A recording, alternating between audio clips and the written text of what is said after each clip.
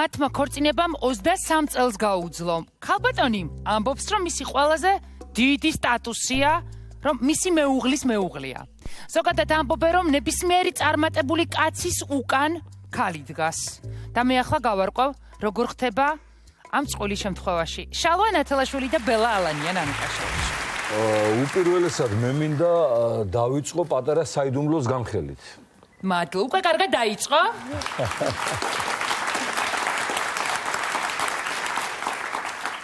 მე არაერთხელ ძალიან მწვავედ და მწარედ გამიკრიტიკებია ნანუკა ჟორჟოლიანის ოჯახის წევრები ჩემი პოლიტიკური მოღვაწეობის მანძილზე. ეს იცის ნანუკამაც და საზოგადოებამაც. და არასოდეს ნანუკასგან მე სამაგიეროს გადახდის სურვილი კი არა.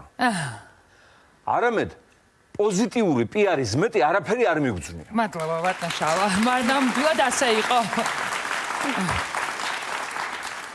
ნანუკას შაბარებული აქვს ობიექტურ ჟურნალისტიკაზე უმაღლესი კვალიფიკაციის გამოცდა 10-იანს. მადლობა. დიდი კომპლიმენტია. მადლობა გეუბნებით. დიდი კომპლიმენტია ეს ჩემთვის. ახლა გადავიდეთ ქალბატონ ბელაზე.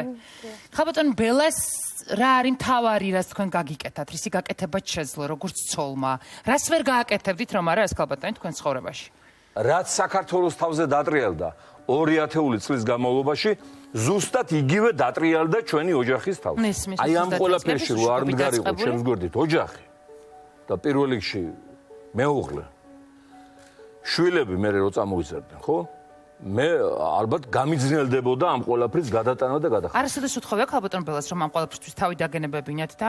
არა, არ უთხოვე კი არა, ორივე ბავშვის გაჩენის წინ ისე წავიდა სამშობლოში, არ გამაგებია, რომ არ დავეტვირთეთ არმენერიულად. ჩვენ გქონდა ძალიან რთული პერიოდები, მაგრამ ერთხელ, როდესაც საქმე მიდგა სიკვდილ სიცოცხლეზე, ჯანმრთელობის მდგომარეობის გამო და შალვას დასჭირდა ოპერაცია გულზე, აი მაშინ კი ნამდვილად უთხარი, როცა გამოგწერეს საავადმყოფოდან, უთხარი, რომ შალვა ხომ არ ჯობს, რომ დავრჩეთ მეთქი ავსტრიაში, გავაგრძელოთ აქ ცხოვრება, ბავშვებიც უფრო მშვიდად ცხოვრობენ.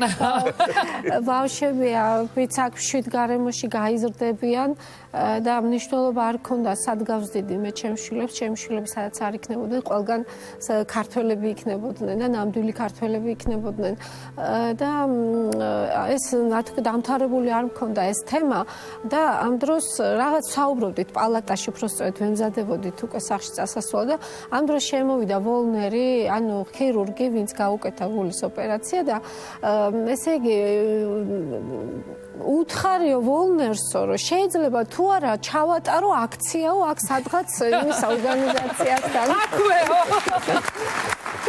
ეს ისეთი უხერხული შეკითხვა იყო, რომ კაცი ჯერ არ არის გაწერილი სახში არ არის და უკვე კითხულობს, შეიძლება თუ არა რომ სამ დღეში მოაწყოს აქცია და მოკლედ რა თქმა უნდა კატეგორიულად აგვიგზავნეს, მაგრამ მე მივხვდი იმ წუთას, რომ ეს იყო ჩემი ბოლო, ესე ვთქვათ, აზრი და მცდელობა იმის თაობაზე, რომ წამოსულიყო პოლიტიკიდან და საერთოდ რაღაც პერიოდი საქართველოდან წავსულიყავი და მე მივხვდი, რომ ეს მისი ცხოვრება, ეს მისი ოცნება, ეს მისი მისწრაფება, ეს არის ის, რაშიც ის იწვება, იხარშება, ეს მისი დუღილის პროცესია.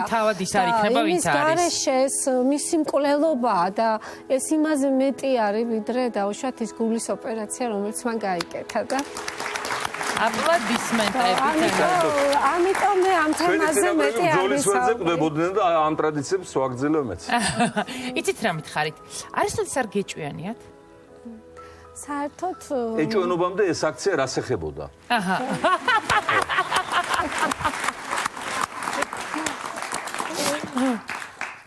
იდგა 2008 წლის თებერვალი. აჰა. და სოფლიო ემზადებოდა კოსოვოს აღიარებისათვის. რუსეთი იმუქრებოდა, რომ სანაცვლოდ მე ვაღიარებ აფხაზეთს და სამხრეთ ოსეთს. დიახ, მახსოვს. აგვისტოს ომამდე. მახსოვს. აი სწორედ ეს როგორც კი გავიგე, როგორც კი გამოვედი რეანიმაციიდან და ანუ გამოვედი ნარკოზიდან, როგორც ქვია, და გავიგე, რომ ეს ამბავი მზადდებოდა, იმავე წუთს გავეცი განკარგულებები იქ ადგილზე აქტივი ვინც ყავდა, რომ უნდა ჩაგვეტარებინა მიტინგი ეუთოს წინ, რომელიც ვენაშია განლაგებული ავსტრიის დედაქალაქში, კოსოვოს დამოუკიდებლობის არ ასაღიარებლად. ხო და მაშინ ექიმა რო გაიგო ეს ამბავი, მრისხანებისგან თვალები გადმოსცვიდა. ალბათ ესეთი ნაგლი პაციენტი მას არ ყოლია, რომ სამი გეჭვიანიათ? საერთოდ არის პერიოდები ადამიანის ცხოვრებაში, თუ საფუძველიც რომ არ არის, მაინც უნდა იეჭვიანო. არის რაღაც მომენტები, რომ ეს ალბათ ეს სავალდებულო სადღერძელოსავით არის. არა, თუმცა მიზეზი მოუწია. ალამაზებს ხოლმე ურთიერთობებს ხშირად ეს ეჭვიანობა. აუცილებელია მე ვფიქრობ, საერთოდ ნერვიულობა უხდება ცოტა. ვფიქრობ ეს გადატვირთვა. მე შერიგებაა თქმილი ნერვიულობა.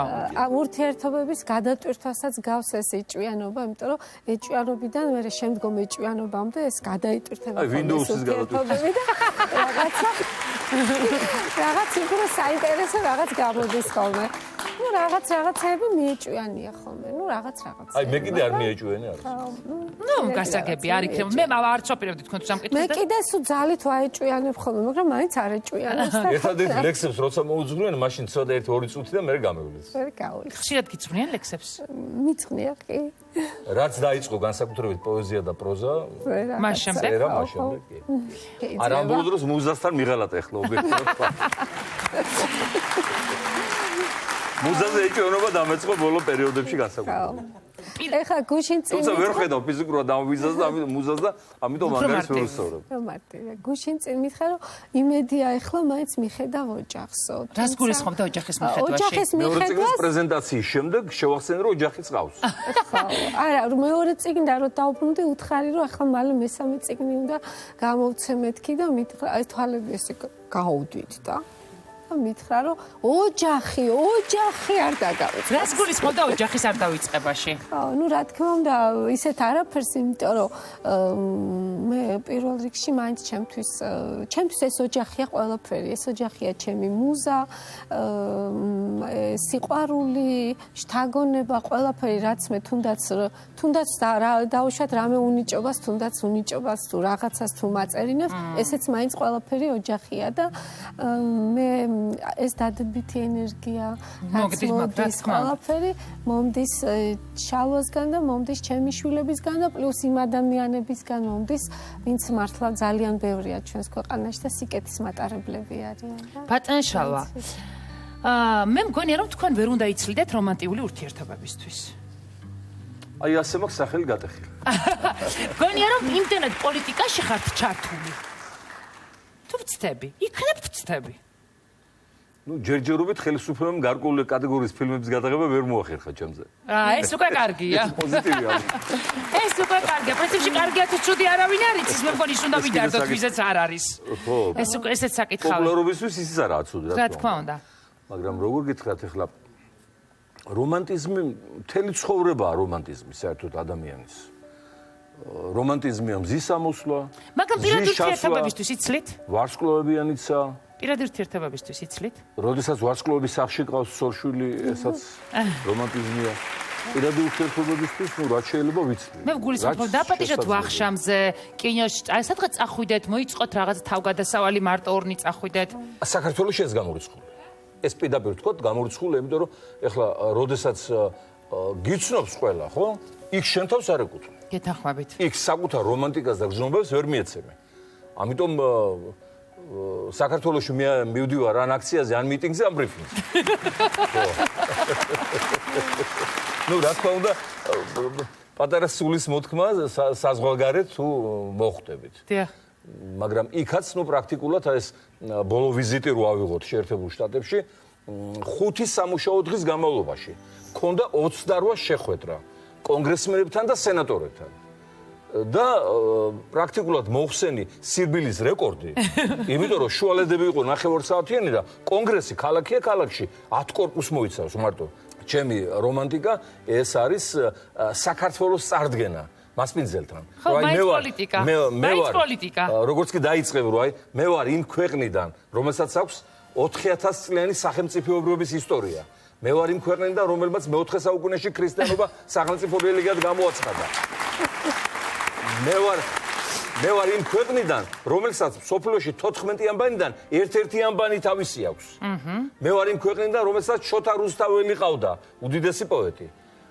თავისთავად ცხადია, ეს ისეთ შთაბეჭდილებას ახდენს მასპინძლებზე, ვინც არ იცის და ბევრმა ეს არ იცის და მე გაკურვებული ვარ რას აკეთებდნენ ჩვენი ხელისუფლებები რას აკეთებენ თუნდაც ეხლა რა უნდა ერთი პატარა ბუკლეტის დაბეჭდას სადაც ეს ყველასათვის ცნობილი პოსტულატები იქნება ჩამოწერილი თუნდაც ის რომ 4000 სახეობის სოფლიოში არსებული ვაზიდან 500 ჩვენია ხალხო 500 თუნდაც ის რომ 27 ხორბლის სახეობიდან 14 ჩვენია უნდა გაგაჩეროთ არა მე სიყვარულზე სალაპარაკად მოგიყვანეთ აქ არა სამშობლოს სიყვარულის ზემაღალი ფორმა ხო პოლიციის მინისტრი ხართ ოჯახში და ბატონი შალვარისი ეს ყველაფრის მინისტრია მე საგაროსო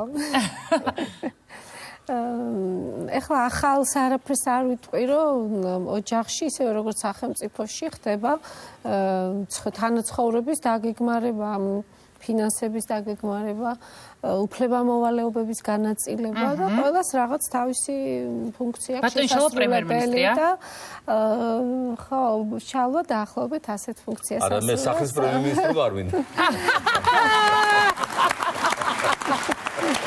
დაახლოებით ასე მაგრამ სახლის დავითმია ვიცი ყოველ შემთხვევაში არის საკითხები რომელსაც მთლიანად ჩემი პასუხისმგებლობის ქვეშ არის ეს შვილებს რაც ეხება შვილებს რაც ეხება დაუშვათ გადასახადებს რაც ეხება უამრავ რაღაცას ურთიერთობებს ბაზარი რაღაც დაახლოებით მეხმარებიან ხო ბაზარი ჩვენი კორპუსის დაბლა გახსნილი ასე ჩახვალთ ემოდა პრობლემა არ არის ყოველ შემთხვევაში ეს სამზარეულოს ამბები და რაღაც ეს არის ადილი რომელსაც კონკრეტულად გთხოვთ რომ გააკეთოთ ანუ მე მაინტერესებს რამდენი ჩართულია ოჯახურ რუტინაში რო გითხრათ რომ რაღაც განსაკუთრებული მოთხოვნები არაფერი არ აქვს არის იდეალური ამხრივ ყოველ შემთხვევაში რაღაც სადილი რასაც გაუმზადებ ნუ წუნიაობა ასე ვთქვათ არ იცის ყველაფერი მოსწონს უბრალოდ ვახშამია ყოველთვის ძალიან მსუბუქი ეს ვიცით და რაღაც დაახლოებით ასეთია ოჯახური ტონულ ამბებში რთავთ თუ მანდაც უფრთხილდებით ისე როგორც მშობიარობის დროს გაუფრთხილდით თავ ამას საერთოდ ამ ინფორმაციასაც არ ვაწვდი ეს იმიტომ ეს არის ძალიან დიდი გადატვირთული ადამიანი და ეს უბრალოდ იმდენი წვრილმანით კიდე გესი გადატვირთვა შვილების ნაწილში რა შემთხვევაში როცა პრობლემები გაქვთ და რაღაც ვერ ერევით ხო შვილებთან ურთიერთობაში პრობლემები არ მაქვს მართლა არა მე ელემენტარულ პრობლემას შვილებთან დააბიზღებს როცა არ იმოჩილებს ხო აი მას კი ყოველთვის ვასრულებ პირნათლად ამ ბოლო პუნქტს და მაგრამ შვილები მეტად უფრო გახსნილები შალვასთან არიან ვიდრე ჩემთან. მათი მესაიდუმია. იმიტომ რომ ეს ჩვენს სწავლებაზე გადადის იმ წუთას და მე usmen ძირითადად და კარგი ხერხი გისწავლიან. როცა დრო გადის და განსაკუთრებით ამდენი წელი, ყველას რაღაცა თავისი ეტაპი აქვს. შვილები რა ეტაპია ეხლა თქვენს პირად ცხოვრებაში? შემოდგომის ასაკში ვარ ჩვენ ახლა, როდესაც შვილები წამოზრდილები არიან, ველოდებით რომ ისინი დაქორწინდებიან, გამრავლდებიან, აი ეს მოსავლის აღების პერიოდში ვარ ჩვენ. და ამ ჩვენი თანაცხოვრების პერიოდითშიც იყო გაზაფხული, იყო ზაფხული და ეს ჩვენი სიყვარულის პერიოდიც განიცდის ამ ბარაქიან პერიოდს, როდესაც ჩვენ გადავიტანეთ ასე ვთქვათ ცხელი ზაფხულიც, ცივი ზამთარიც, ყველაფერიც და რაღაცნაირად ახლა ვტკბებით ანუ აი ამ ყველაფერი და აი ამაზე. გალაქტიონზე უკეთესად ვერ გიპასუხე. ოხ როგორ გადის ახალგაზრდობა, დაუცხრომელი სურვილი ლომის, დაყოლივე როგორ ნაზდება, როცა ახლოა მზე შემოდგომის. შემოდგომის მზე მოგვიახლოვდა. გისურვებთ გამრავლებას მოსავალი ქონოდეთ ისეთი ბარაქიანი, რომ არ ვიცი, მიუხედავად იმისა, რომ ჩემი და ბატონი შალვას პოლიტიკური მოსაზრებები რადიკალურად განსხვავდება ერთმანეთისგან. ეს მეგობრობაში ხელს არ გვიშლის. მე ეს მეგობრობაში ხელს არ გვიშლის, იმიტომ რომ მე ჯანსაღი ადამიანები უმრავლოს ქართულ პოლიტიკას ღმერთმა და ძალიან კარგია, როდესაც ეს არა ისეხება ურთიერთობა, მე ძალიან დიდ პატივს გსცემ თქვენ და მე მინდა რომ თქვენსკენ ყველაფერი კარგად იყოს და არ ვიცი, მე მინდა რომ არ ვიცი, გისურვებთ ყველაფერი კარგი პოლიტიკურ კარიერაშიც, ოჯახშიც და ყველგან. თქვენი შემოქმედების თაყვანისმცემლები ვართ, მთელი ოჯახი. მიხარია განსაკუთრებით, რომ ახალგაზრდობაა თქვენი ასევე თაყვანისმცემელი. აგერ გვესწრება შესანიშნავი ახალგაზრდობა და მათ მინდა უთხრა შემდეგი. 90-იან წლებში თავის დროზე სწორედ ჩემი ბრძოლის შედეგად დაკანონდა უფასო საშუალო განათლება რომელი სკოლას თქვენ დაამთავრეთ? მოკლედ ამხრივ პირაში კი არა. არა, პირი არაფერი შუაში არ არის. შეურნაძესთან შესანიშნავი ურთიერთობა მქონდა და ამ თემაზე მოგვივიდა განხეთქილება პირველი. შემოქონდათ ფასიანობა სკოლებში. და შევედი და მეუთხარი ბატონო დურდეს რა ხდება მეთქი რა არის მამათში თქვენ გახტევინებდნენ ფულს სკოლაში და აბა ახლა სხვა დროა შავლო თუ სწავლა უნდა თუ გადაიხადონ უნდა. ხო და მეუთხარი ეს არ მოხდებოდა მე უჩივლეთ საკონსტიტუციო სასამართლოში და იქ მოვიგეთ სარჩელი. და იმის შემდეგ მესამე საფეხური დარჩა უფასო. მაგრამ ეს ისტორია ეს უკვე გაკეთებული საქმეა. მე მინდა დავპირდე ჩვენს ახალგაზრდობას. ჩვენ შვილებს, თქვენ შვილებს, ყველა ჩვენი შვილებია. რომ ჩვენი ხელისუფლებაში მოსვლისას პირველივე ერთ-ერთი ყველაზე ნიჭიერი პოლიტიკოსია საქართველოში. ერთადერთი რესპონდენტია, რომელმაც ნანუკა შოუ გამოიყენა პოლიტიკურ ტრიბუნად. არა, მე გულით ვამბობ, რასაც ვამბობ. ვიცენ გადაცემიდან ამოჭრას ის იყოს უნამუსო. პირველივე გადაწყვეტილება იქნება უფასო უმაღლესი განათლება და მაგისტრატურა. აი პირველივე და მე დანარჩენი გაკეთდება. თავარი არის განათლება და ყველას ეშველება და ყველაფერს. მეც ესო ვფიქრობ. მე ცოტა მოგვიანებით ინტერნეტი ხოით ადამიანებს აახლოვებს და სოციალურ ქსელში თქვენი შვილი გავიცანი.